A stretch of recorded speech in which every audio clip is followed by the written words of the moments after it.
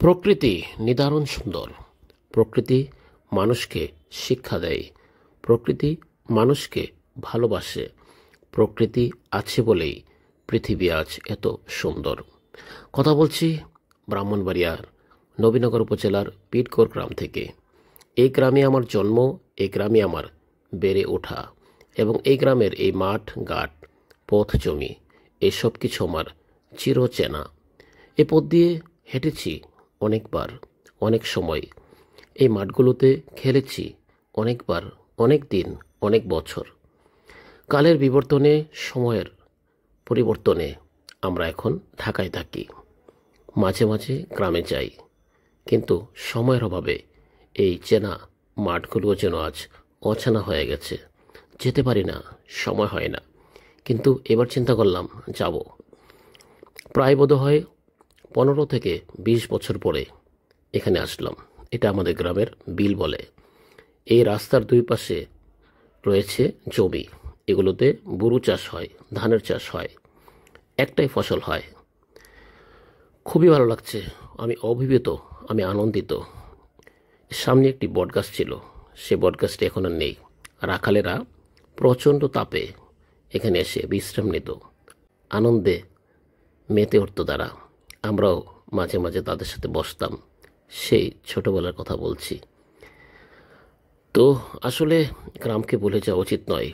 এই মাটি, এই জমি আমাদের অন্ন দেয়। আল্লাহ তাআলা প্রশংসা আমাদের করা উচিত, আলহামদুলিল্লাহ। এই জমিগুলো আছে বলেই খেয়ে পরে আমরা এখনো বেঁচে আছি। তো নিজের গ্রামে এসে খুবই ভালো লাগছে।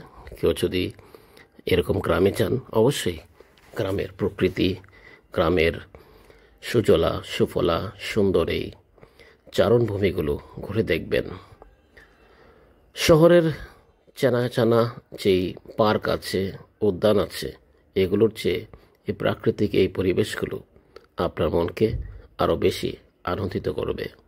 আপনি প্রফুল্লিত হবেন, আপনার ভালো লাগবে। সত্যি পৃথিবীর অন্যান্য দেশ থেকে এই বাংলাদেশটা অনেক বেশি সুন্দর।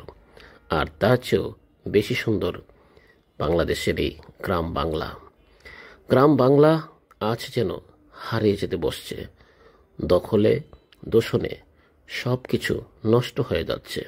তারপরেও আমাদের গ্রামের এই বিল, এই জমি, এই সামনে একটি বুড়ি নদী আছে, এগুলো এখনও অনেকটাই আগের মতো অটুট আছে। আমি আমার গ্রামকে ভালোবাসি। আমার হৃদয় জুড়ে শুধুই আমার গ্রাম।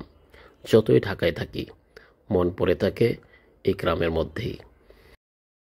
আমরা আপনাদের সাথে কথা বলতে বলতে চলে এসেছি আমাদের গ্রামের বিলের একেবারে শেষ প্রান্তে।